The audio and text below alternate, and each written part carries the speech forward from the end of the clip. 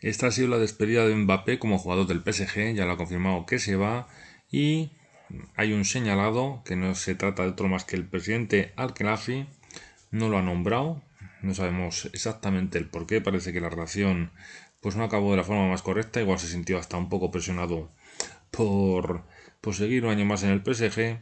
Y bueno, pues esto es lo que ha sucedido. No se ha acordado del presidente y parece que todo cabe indicar que compartirá equipo en el Real Madrid con el siguiente protagonista del vídeo. ¡Gol, Endrick!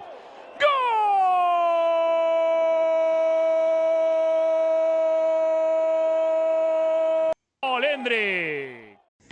Así es, la habéis adivinado todo, se trata de Endricky, creo que le llaman, y es que el actual jugador de Palmeiras tuvo esta polémica celebración en Libertadores ante el Liverpool de Uruguay, ocurrió una tangana y bueno, él mismo va a explicar por qué hizo esta celebración, si se ve a cánticos racistas o por otro motivo, y bueno, pues él simplemente lo explica. Alguma coisa das arquibancadas? Boa noite em relação à tua comemoração ali. Boa noite para todo mundo.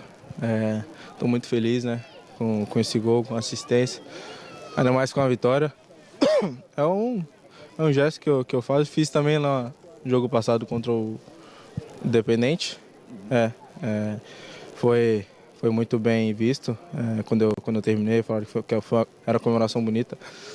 E foi também ali do lado da torcida deles, o adversário acharam que foi, eu fiquei ali falando, né? Consegui falar espanhol um pouquinho com eles. Falei espanhol com eles ali. O camisa 3 entendeu bem, o 7 não entendeu muito, mas eu fico muito feliz. Hoje lançou também o filme dos Planetas dos Macacos e é isso que eu quero mostrar para todo mundo. Quero mostrar que eu gosto bastante do filme do Kong. E é isso, cara. Tô feliz. Mas não ouviu nada da torcida em relação ao racismo? Não teve nada disso? Não. Foi um jogo maravilhoso. Um jogo onde a gente pôde ganhar. Agradeço muito a Deus por jogar nesse estádio aqui maravilhoso. Onde a gente pôde ser campeão da Libertadores. Não participei, mas pude ver. E tô muito feliz, muito contente. Maravilha. Tá aí, foi mal entendido. I'm deadly, never caught off guard, no, I'm always ready. I got a hand real steady, look me in the eye and you'll see no hesi. About to get real messy, I'll put you in a grave 6 feet like Kenny.